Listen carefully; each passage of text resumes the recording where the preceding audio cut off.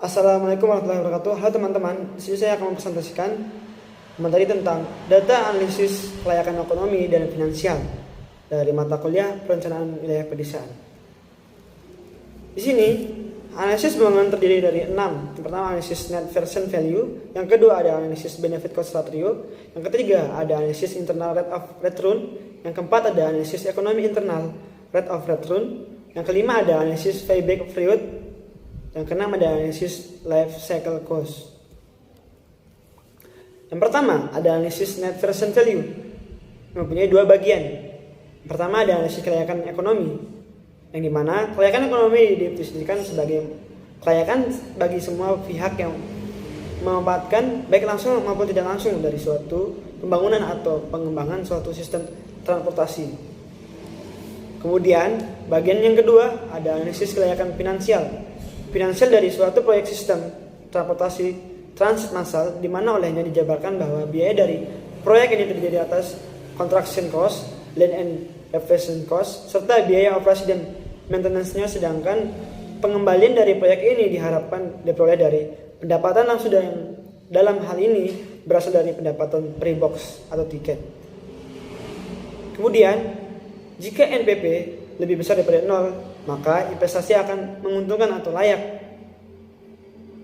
Kemudian, jika NPV lebih kecil daripada 0, maka investasi tidak menguntungkan atau tidak layak untuk dijalankan. Kemudian, yang kedua ada analisis benefit cost ratio. Benefit cost ratio merupakan suatu analisis yang memerlukan untuk melihat sejauh mana perbandingan antara nilai manfaat terhadap nilai biaya dilihat pada kondisi nilai sekarang atau present value. Kita bisa melihat di bawah rumusan untuk analisis benefit cost ratio.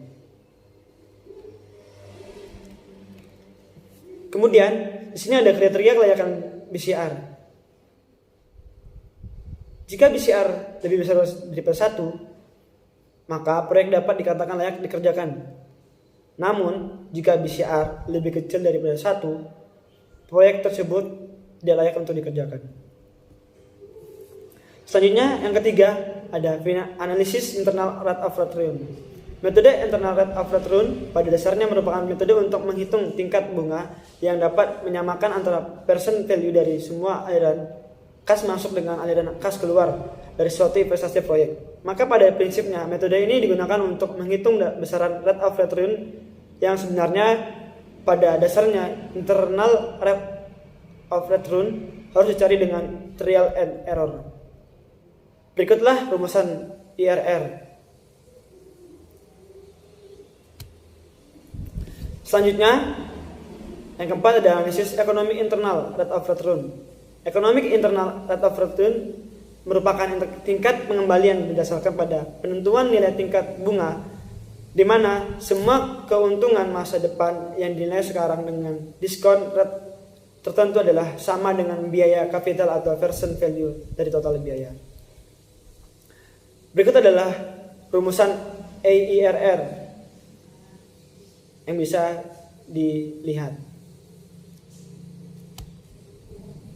Kemudian di sini ada kriteria kelayakan IRR. Jika IRR lebih besar daripada social discount rate 12%, maka proyek dinyatakan layak. Jika IRR lebih kecil daripada social discount rate 12%, maka proyek tidak layak untuk dijalankan. Yang kelima, ada analisis payback period. Payback period merupakan metode yang digunakan untuk menghitung lama periode yang diperlukan untuk mengembalikan uang yang telah diinvestasikan dari aliran kas masuk tahunan yang dihasilkan oleh proyek investasi tersebut. Apabila proses setiap tahunnya jumlahnya sama, maka payback period dari suatu investasi dapat dihitung dengan cara membagi jumlah investasi dengan proses tahunan. Berikutlah di bawah ini adalah rumusan untuk penghitungan.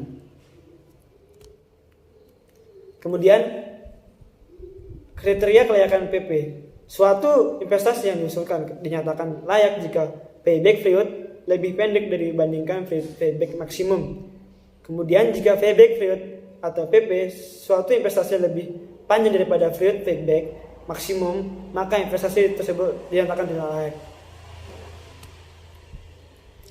Selanjutnya yang keenam, ada analisis life cycle cost.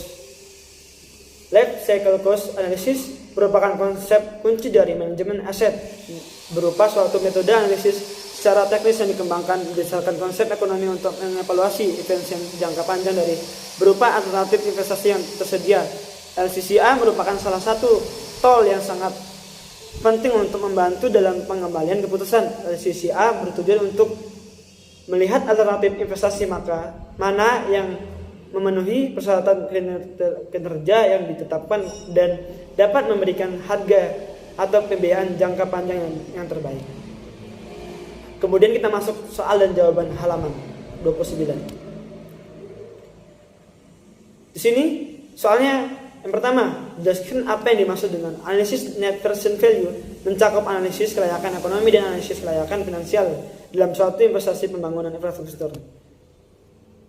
Kemudian inilah jawaban dari pertanyaan yang pertama. Analisis kelayakan ekonomi didefinisikan sebagai kelayakan bagi semua pihak yang memanfaatkan baik langsung maupun tidak langsung dari suatu pembangunan atau pengembangan satu sistem transportasi. Analisis kelayakan finansial oleh Abu Bakar Iskandar tahun 1997 menjelaskan mengenai finansial dari suatu proyek sistem transportasi transit massal, di mana olehnya dijabarkan bahwa biaya dari proyek ini terdiri atas construction dan operation cost serta biaya operasi dan maintenance, sedangkan pengembalian dari proyek ini diharapkan diperoleh dari pendapatan langsung yang dapat, dan dalam hal ini berasal dari pendapatan pre-box atau tiket. Kemudian untuk soal yang kedua, uraikan cara penggunaan rumus analisis benefit cost ratio. Di sini jawabannya adalah ukuran dari penilaian suatu kelayakan proyek dengan metode ini adalah jika BCR lebih besar daripada 1, maka proyek dapat dikatakan layak dikerjakan. Sebaliknya, jika nilai BCR lebih kecil daripada 1, proyek tersebut tidak layak untuk dikerjakan secara umum. Rumus untuk perhitungan BCR adalah BCR sama dengan PP dari manfaat atau PP dari biaya. Sekian, terima kasih. Kurang lebihnya mohon dimaafkan. Wabillahi taufiq wal hidayah. Wassalamualaikum warahmatullahi wabarakatuh.